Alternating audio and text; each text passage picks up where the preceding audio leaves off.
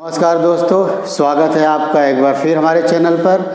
तो जैसा कि हम लोग नंबर सिस्टम की क्लास पढ़ रहे हैं और नंबर सिस्टम में बहुत सी बातें हो गई है नंबर के बारे में। तो क्या हम लोग पढ़े नंबर सिस्टम के बारे में? नंबर सिस्टम को हम लोग दो भागों में डिवाइड किए गए हैं, एक रियल नंबर, एक इमेजिनरी नंबर। इमेजिनरी नंबर के बारे में हम लोग बातें कर चुके हैं। रियल नंबर को भी हम लोग दो भागों में डिवाइड किए, डेसिमल नंबर और इंटीजर। तो इसके पिछले वाली क्लास में इंटीजर के बारे में सारी बातें हो गई हैं, natural number, integer, positive integer, even, odd, हर बातें इंटीजर के बारे में हो गई है। आज हम लोग को बात करना है कि डेसिमल नंबर मतलब दशमलव संख्या, दशमलव संख्या के बारे में बात करना है। जैसे हम नंबर लिखे हैं 0.234, तो हमारा क्या ये दशमलव संख्या है। जैसे हम लिख दिए 25.346, तो इसको हम लोग बोलते हैं इंटीजर पार्ट और इसको क्या बोलते हैं, डेसिमल पार्ट। जैसे लिख दिए 0.33333, जैसे लिख दिए 1.23789 तो आप दशमलव नंबर में भी देख रहे हैं कि कई तरह के दशमलव नंबर है। आप कुछ नंबर तो ये देख रहे हैं कि दशमलव के बाद कुछ डिजिट के बाद नंबर ख़त्म हो जा रहे हैं, मतलब टर्मिनेट हो जा रहे हैं। और आप देख रहे हैं कुछ नंबर, कुछ डेसिमल नंबर में ऐसे नंबर हैं जो दशमलव के बाद नंबर कभी भी टर्मिनेट नहीं हो रहे हैं, मतलब उसके बाद नंबर बढ़ते ही जा रहे हैं। टर्मिनेट में भी आप देख रहे हैं कि दो प्रकार की बातें हो रही हैं। एक तो वो नंबर जो टर्मिनेट नहीं हो रहे हैं लेकिन एक ही नंबर बार बार रिपीट हो रहा है, और दूसरा वो नंबर जो टर्मिनेट नहीं हो रहा है लेकिन कोई भी नंबर बार बार रिपीट नहीं हो रहा है। तो डेसिमल को हम लोग दो भागों में बांट देंगे। जो डेसिमल नंबर हम लोग का है, मतलब दशमलव संख्या है, उसको भी हम लोग दो भागों में डिवाइड किए। पहले को बोलते हैं टर्मिनेटिंग डेसिमल। टर्मिनेटिंग डेसिमल, इसको हिंदी में बोलते हैं शांत दशमलव, शांत दशमलव। दूसरे को बोलते हैं हम लोग non terminating decimal. Non terminating decimal मतलब अशांत दशमलव, अशांत दशमलव। टर्मिनेटिंग डेसिमल का मतलब क्या हो गया, शांत दशमलव का मतलब क्या हो गया कि दशमलव के बाद जैसे 3, 4, 5, 6, तो हम लोग देख रहे हैं कि दशमलव के बाद 4 डिजिट के बाद ये नंबर टर्मिनेट हो रहा है, मतलब ख़त्म हो रहा है। जैसे दशमलव 1, 2, 3, तो दशमलव के बाद 3 डिजिट के बाद नंबर क्या हो रहा है, टर्मिनेट हो रहा है, मतलब ख़त्म हो जा रहा है। तो इसे हम लोग क्या बोलते हैं, टर्मिनेटिंग डेसिमल। नॉन टर्मिनेटिंग में क्या होता है, दशमलव के बाद कोई भी नंबर टर्मिनेट नहीं होगा, अनंत नंबर आते चले जाएंगे। जैसे 0.33333, फिर 0.12121212 डॉट डॉट डॉट, 0.13579। आप देख रहे हैं कि नॉन टर्मिनेटिंग में भी दो तरीके के दशमलव हैं, दोनों नॉन टर्मिनेटिंग है। लेकिन नॉन टर्मिनेटिंग में कुछ दशमलव ऐसे हैं जो दशमलव के बाद कुछ डिजिट बार बार रिपीट हो रहे हैं, या तो एक ही डिजिट बार बार रिपीट हो रहा है या 2 डिजिट बार बार रिपीट हो रहे हैं। और दूसरे प्रकार का दशमलव वो है जो दशमलव के बाद कोई भी नंबर रिपीट नहीं हो रहा है लेकिन वो भी नॉन टर्मिनेटिंग है। तो यहाँ पर हम लोग नॉन टर्मिनेटिंग को भी दो भागों में डिवाइड कर सकते हैं। नॉन टर्मिनेटिंग में हम लोग देख रहे हैं कि नॉन टर्मिनेटिंग रिपीटिंग, मतलब नॉन टर्मिनेटिंग तो है लेकिन रिपीटिंग है, मतलब वही अंक बार बार रिपीट हो रहा है। और नॉन टर्मिनेटिंग नॉन रिपीटिंग, मतलब नॉन टर्मिनेटिंग तो है लेकिन कोई भी डिजिट रिपीट नहीं हो रहा है। तो आइए इसके आगे देखते हैं। आइए दोस्तों देखते हैं, जैसा कि हम लोग डेसिमल में पढ़े थे कि डेसिमल जो है कि एक टर्मिनेटिंग डेसिमल होता है, मतलब शांत दशमलव। जैसे 0.345, 0.138, तो ये कुछ अंक के बाद नंबर ख़त्म हो जा रहे हैं, तो इसको हम लोग बोलते हैं टर्मिनेटिंग डेसिमल। एक नॉन टर्मिनेटिंग होता है। नॉन टर्मिनेटिंग में भी हम लोग बात किए थे दो प्रकार की, नॉन टर्मिनेटिंग रिपीटिंग, मतलब नॉन टर्मिनेटिंग होगा लेकिन दशमलव के बाद कोई नंबर बार बार रिपीट होगा। जैसे 0.22222 डॉट डॉट डॉट, या फिर 0.3232 3 2 3 2 डॉट डॉट डॉट। या तो कोई एक ही डिजिट बार बार रिपीट होगा या कोई दो डिजिट किसी डिजिट का ग्रुप बार बार रिपीट होगा। जैसे यहाँ 3 2 3 2 3 2 बार बार रिपीट हो रहा है, तो इसको बोलते हैं non terminating but repeating decimal. दूसरा होता है नॉन टर्मिनेटिंग नॉन रिपीटिंग, मतलब 1 2 3 7 8 9 डॉट डॉट डॉट। मतलब दशमलव के बाद अगला कौन सा नंबर आ जाएगा ये हम लोग कन्फर्म नहीं बता सकते, क्योंकि नॉन टर्मिनेटिंग नॉन रिपीटिंग कोई भी नंबर बार बार रिपीट नहीं होगा। मतलब इसमें कोई भी हम लोग को एक फिक्स पैटर्न नहीं दिख रहा है। तो अब देखिए जो टर्मिनेटिंग डेसिमल होता है, जैसे 0.34 है तो इसको हम लिख सकते हैं 0.34/1। अगर हम ऊपर भी 100 से मल्टीप्लाई कर दें और नीचे भी 100 से मल्टीप्लाई कर दें तो ये बन जाएगा 34/100। इसको फिर काट दिया 2 से तो 17 दूना 34 और ये 50 बार में, तो ये नंबर बन जाएगा 17/50। इसका मतलब जितने भी टर्मिनेटिंग डेसिमल हैं उस सारे टर्मिनेटिंग डेसिमल को शांत दशमलव को हम लोग एक भिन्न के रूप में लिख सकते हैं और इसे बोलते हैं p/q के रूप में। और आप जानते हैं कि जिस संख्या को हम लोग p/q के रूप में लिख पाते हैं उसी संख्या को बोलते हैं हम लोग परिमेय संख्या, मतलब रेशनल नंबर। तो जितने भी टर्मिनेटिंग डेसिमल होंगे सारे नंबर को हम लोग p/q के रूप में लिख सकते हैं। आइए दोस्तों एक और एग्जांपल देखें टर्मिनेटिंग डेसिमल को।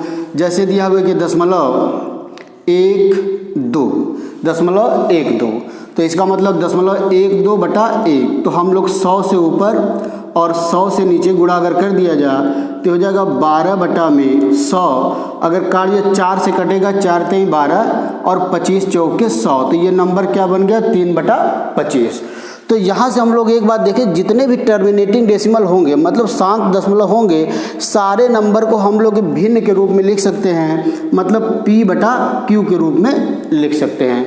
और जिस नंबर को p/q के रूप में लिखते हैं उसे क्या बोलते हैं हम लोग परिमेय संख्या। आगे देखते हैं हम लोग नॉन टर्मिनेटिंग बट रिपीटिंग। तो आप जानते हैं कि जो नंबर दशमलव के बाद बार बार नंबर, जैसे 0.5 5 5 5 5, तो बार बार नंबर रिपीट होता है तो इसको हम लोग 0.5 के ऊपर बार लिख देते हैं, 0.5 के ऊपर बार लिख देते हैं। अब इसको कैसे सॉल्व करते हैं ये चीज़ हम लोग सीखेंगे आगे, लेकिन आप देख लीजिए इसको लिखते हैं 5/9। इसका मतलब जितने दशमलव के बाद जितने नंबर के ऊपर बार लगा रहता है उसको उतनी बार हम लोग नीचे 9 लगा देते हैं। जैसे एक एग्जांपल और देखिए, जैसे लिखा है 0.32 32 32 32, तो इसको हम लिखेंगे 0.32 के ऊपर बार। जब इसको सॉल्व किया जाएगा तो आ जाएगा 32/99। तो यहाँ से एक बात और निकल के सामने है कि जो नॉन टर्मिनेटिंग रिपीटिंग डेसिमल है उसको भी हम लोग p/q के रूप में लिख सकते हैं, p/q के रूप में लिख सकते हैं। अब जिस नंबर को p/q के रूप में लिख पाते हम लोग उसे क्या बोलते हैं परिमेय संख्या। तो आगे हम लोग देखते हैं कि परिमेय संख्या के बारे में और भी बातें। आइए दोस्तों देखते हैं परिमेय संख्या क्या होती है। परिमेय संख्या मतलब रेशनल नंबर। जिस संख्या को p/q के रूप में लिखा जा सके उस संख्या को क्या बोलते हैं परिमेय संख्या। लेकिन इसके साथ साथ दो कंडीशन है। पहला कंडीशन ये है कि q नॉट इक्वल टू 0, मतलब q कभी भी 0 नहीं होना चाहिए। दूसरा कंडीशन है कि p और q ये दोनों हमारा पूर्णांक होना चाहिए। पूर्णांक का मतलब इंटीजर होना चाहिए। तो क्या बोलेंगे परिमेय का मतलब क्या हो गया कि जिस भी संख्या को p/q के रूप में लिख पाएँ उसे क्या बोलते हैं परिमेय संख्या। लेकिन दो कंडीशन सेटिस्फाई होना चाहिए कि q कभी भी 0 नहीं होना चाहिए और p और q क्या होना चाहिए पूर्णांक। q 0 कभी क्यों नहीं होना चाहिए, क्योंकि आप जानते हैं किसी भी संख्या में जब हम लोग 0 से भाग देते हैं तो आंसर आ जाता है इनफाइनाइट। इसीलिए अगर यहाँ पर q 0 हो गया तो ये आ जाएगा इनफाइनाइट। अब कुछ एग्जाम्पल देखते हैं कि कौन कौन संख्या परिमेय होती हैं। जैसे 2/5 परिमेय है, क्यों? क्योंकि 2 भी इंटीजर है, 5 भी इंटीजर है और ये p हो गया और ये q हो गया और q हमारा 0 नहीं है। जैसे हम लिख देते हैं 11/7, तो ये भी परिमेय हमारा है। जैसे दे दिया एग्जाम्पल 3.14, तो क्या ये परिमेय है कि नहीं है? तो आइए देखिए 3.14 को हम लिख सकते हैं 3.14/1। अगर हम 1000 से ऊपर और 1000 से नीचे गुणा कर दें तो ये आ जाएगा 314/1000। और इसको 2 से काट लिया जाए तो 2 1 कम 2, 2 5 10, 2 7 14, यहाँ कटेगा 2 5 10 0 0, तो 157/500 आ गया।